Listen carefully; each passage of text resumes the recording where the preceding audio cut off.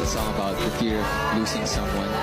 Yung gusto mo na person na yun laging nasa tabi mo. Ang lahat ng bagay na bumubuo dun sa person na yun laging within your reach.